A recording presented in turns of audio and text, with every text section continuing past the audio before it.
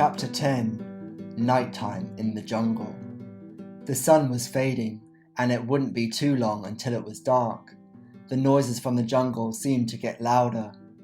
There were strange sounds, probably insects and animals trying to do what they needed to do before night came. And for those animals that were awake at night, they were starting to stir from their sleep during the day. Kenny looked around into the darkening forest that surrounded them. Let's get going. We probably don't want to be here when it's dark. Yeah, let's go, agreed Sarah, climbing onto Snugglewump. Simon led the way, with Kenny next to Sarah riding on Snugglewump, and they walked back the way they thought they had come in. They weren't really sure. As they walked, the shadows became longer, and the jungle noises became louder, which made them walk even faster. As it got darker, Simon kept on seeing pairs of eyes glowing in the increasing darkness. He tried to ignore them, but some of them looked as though they were staring right at him. They kept on walking, but nothing looked familiar, and it all looked the same. Each tree looked like the next. They were lost. Sarah had fallen asleep on top of Snugglewump. Kenny walked up to be next to Simon. "I don't like this," he said to Simon. "We have to find somewhere to stay for the night," said Simon, looking around. "What's that?" Kenny asked, pointing to dark shadows in the distance. "They look like rocks." "Oh, maybe there is somewhere to shelter," Simon replied. Sarah woke up and yawned. She was startled by how dark it had become. "Where are we?" "We're going over there," Simon said, pointing to the mound of rocks. "We'll find somewhere to stay." As they got closer, they could see a little hollow in the rocks. They decided they could stay there. They couldn't see anything in the hollow, and it didn't go back too far. It was just big enough for them and part of Snugglewump to fit in. It would protect them from any rain in the night and hopefully keep them hidden. As they settled down, Kenny and Sarah got some leaves from nearby bushes to make some bedding, and Simon looked for some fallen branches to make a barrier.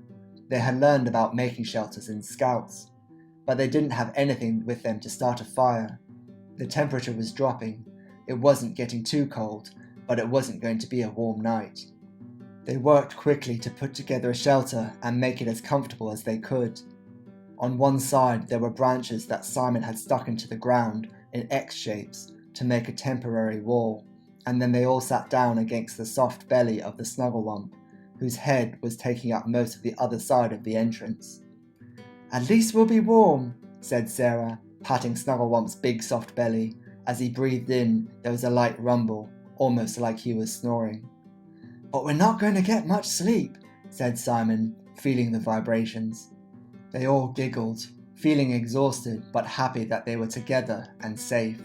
Slowly, one by one, they all fell asleep. In the middle of the night, Simon woke up after hearing some rustling. He didn't like the dark and tried to keep his eyes closed so that he would go back to sleep.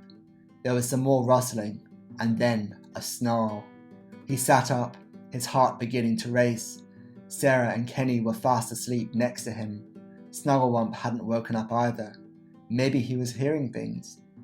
Then he heard two more snarls. Something was moving outside. His eyes went wide, and he peered out into the darkness. He couldn't see anything at first.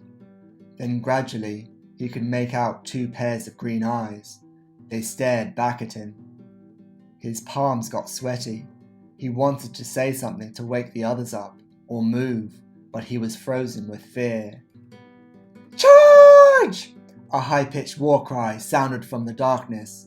There were two roars and the sound of paws moving about on the earth. Kenny and Sarah woke up together with stunned looks on their faces. Snugglewump lifted his head and then stood to his feet, letting out a defensive growl. Thousands of little lights appeared in the darkness. There was a commotion with high-pitched squeals, snarling, and the trampling of small plants. Simon, Kenny, and Sarah just held on to each other and stared out into the darkness, not daring to move.